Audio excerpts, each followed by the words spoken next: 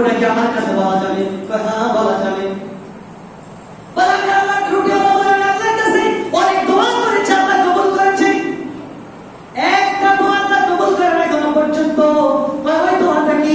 বলে দোয়াটা হলো এই পৃথিবীর এখনকার সময়ে যিনি সর্বোচ্চ মুহাদ্দিস, ওই মুহাদ্দিস ইমাম আহমদ ইবনে হাম্বলের সাক্ষাৎ আমি এখনো পাই নাই। তবে আমি আল্লাহর কাছে ফরিয়াদ করে রেখেছি, আল্লাহর কাছে দোয়া করে রেখেছি, জানি না আল্লাহ কবুল করবে কিনা। আল্লাহু আকবার।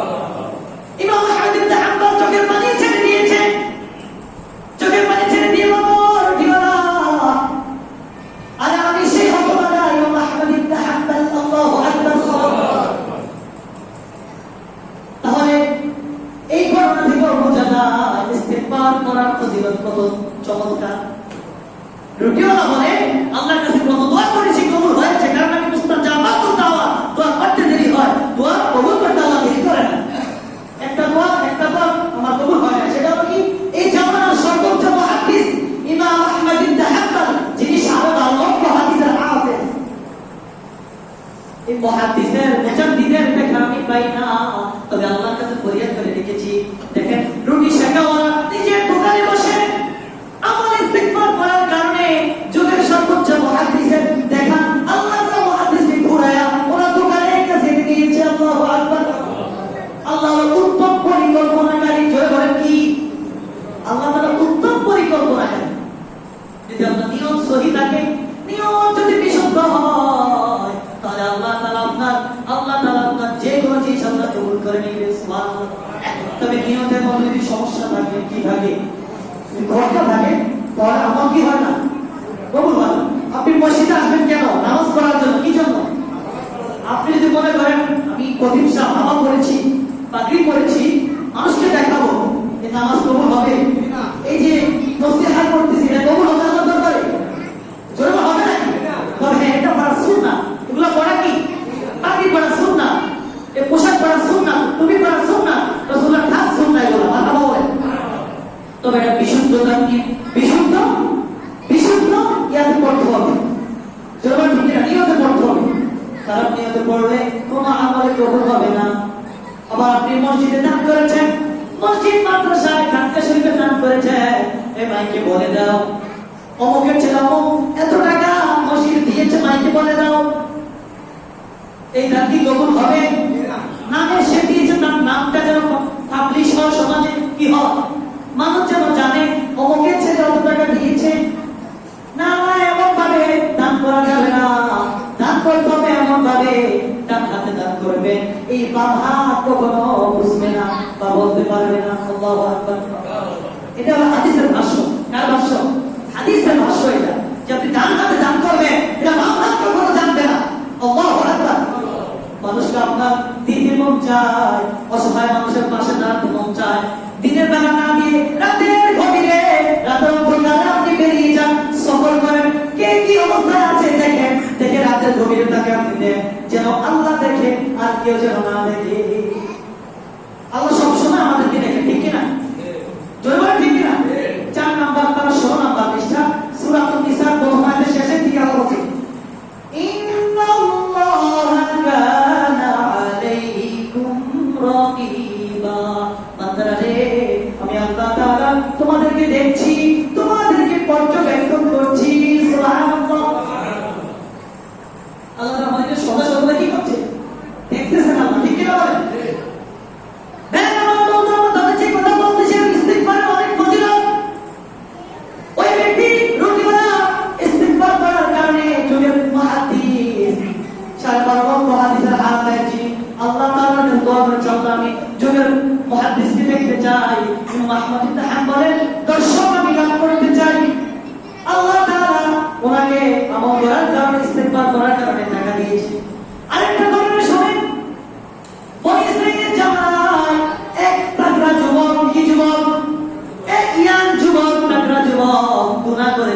গুনাহ করতে করতে পাহাড় সমান পরিমাণ হয়ে গিয়েছে।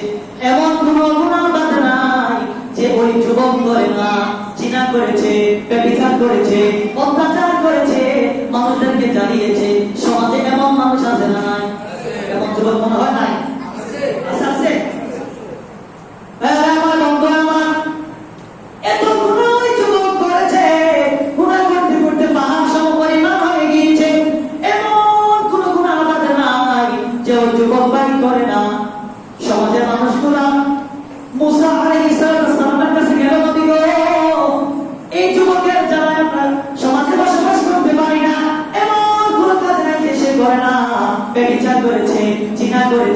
অত্যাচার করেছে, মানুষকে সমস্যার মধ্যে ফেলে দিয়েছে, মারামারি করেছে, কাটাকাটি করেছে, হানাহানি করেছে।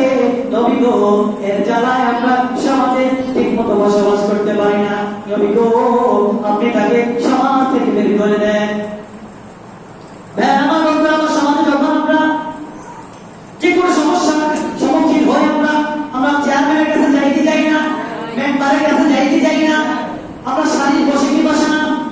মুসা আলাইহিস সালাম সমাজের লোকদেরকে নিয়ে শাড়ি বসালেন, ভোট দিলেন, দেখলেন ভোট হলো, তাকে সমাজ থেকে বের করে দেওয়ার লোক সবাই রাজি এক কথা।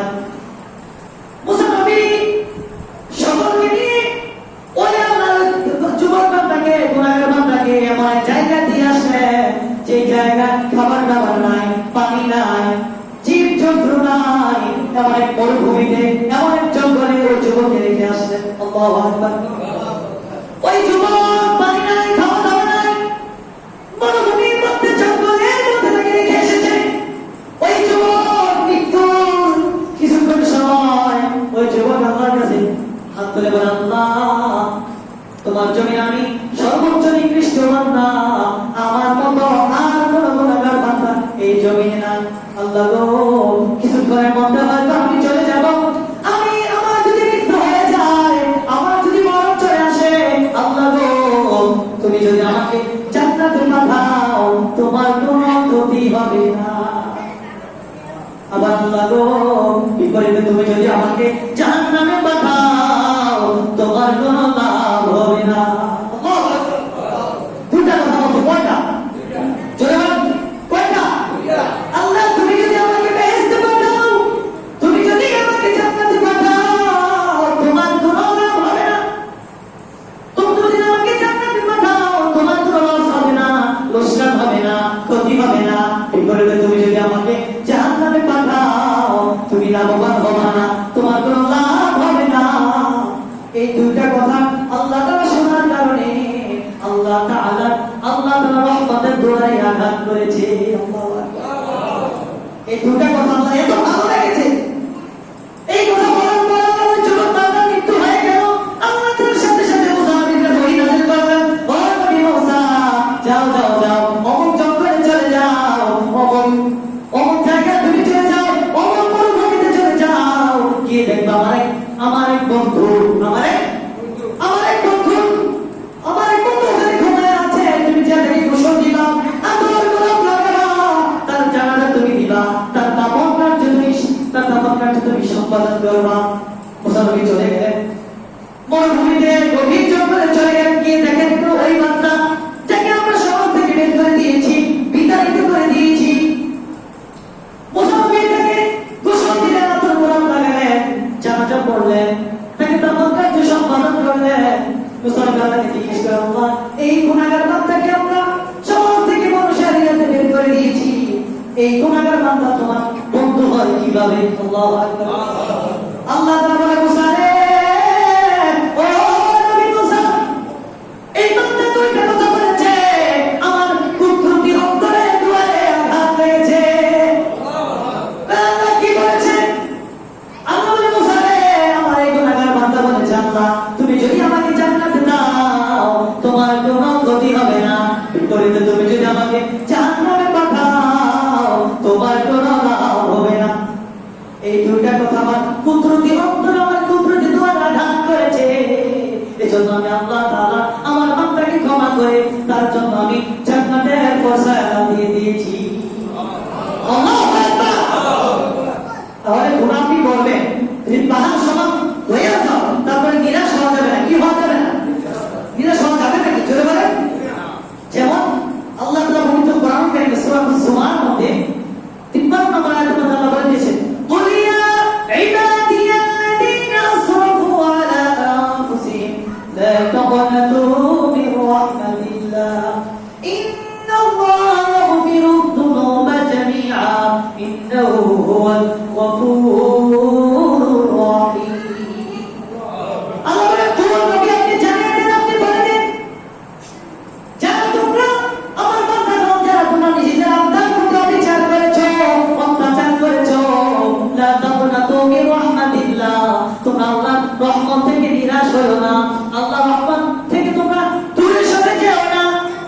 যারা গুনাহ করতে করতে আপনার প্রতি অবিচার করেছ, লা তাকনাতু মির রাহমাতিল্লাহ, তোমরা আল্লাহর রহমত থেকে নিরাশ হয়ো না, আল্লাহর রহমত থেকে দূরে সরে যেও না। ইন্নাল্লাহ ইয়াগফিরু যুনুবা জামিআ, নিশ্চয় আল্লাহ তোমাদের আল্লাহ তোমাদের তামাম জীবনের গুনাহগুলো ক্ষমা করে দিবেন। সুবহানাল্লাহ। আল্লাহ কি করবে? আল্লাহ তাআলা ইনশাআল্লাহ মুমিন বান্দার সমস্ত গুনাহ ক্ষমা করে দিবেন। ইন্নাহু হুয়াল গফুরুর রহিম, নিশ্চয় তিনি অতিশয় ক্ষমাশীল ও দয়ালু। আল্লাহু আকবার বলেন। এজন্য কবি বলে আমরা গুনাহগার, এজন্য কবি বলে সংসারের মায়ায় পইরা রে আল্লাহ করলাম অবহেলা, কোন দিন জানি আজ রাইসা সবই করে পর রে, ও জীবন গুনাই গুনাই গেল। গুনাহ আসেনি? জোরে বলে আসেনি? মনে হয় নাই আমাদের, না? জোরে বলে গুনাহ আসে না নাই? বলে না, সংসারের মায়ায় পইরা রে আল্লাহ ডাকলাম না তোমারে, কিভাবে তাকিব আমি অন্ধকার ওই কবরে, ও জীবন গুনাই গুনাই গেল বল, ও জীবন গুনাই গুনাই গেল বল, ও জীবন গুনাই গুনাই গেল। ছেলে মেয়ের মায়ায় পইরা রে, পড়ছেন? ছেলে মেয়ে মায়া পড়ছেন না? বল না, ছেলে মেয়ের মায়ায় পইরা রে আল্লাহ করলাম না বন্দেগি, কিভাবে কাটাইব আমি অন্ধকার কবরের জিন্দেগি রে, ও জীবন গুনাই গুনাই গেল বলে, ও জীবন গুনাই গুনাই গেল বলে। মারহাবা। আল্লাহ তাআলা আমাদেরকে সকল গুনাহ থেকে আল্লাহ তাআলা আমাদেরকে দূরে থাকার তৌফিক দান করুন। আমিন। যে কথাগুলো বলেছি আল্লাহ তাআলা সহ আমি গুনাহগারকে তারপর আমাদেরকে আমল করার তৌফিক দান করুন। আমিন। ওমা আইনিল বালাগ। আসসালামু আলাইকুম ওয়া রাহমাতুল্লাহ। যারা কবর জমা করেন, তারা কবর জমা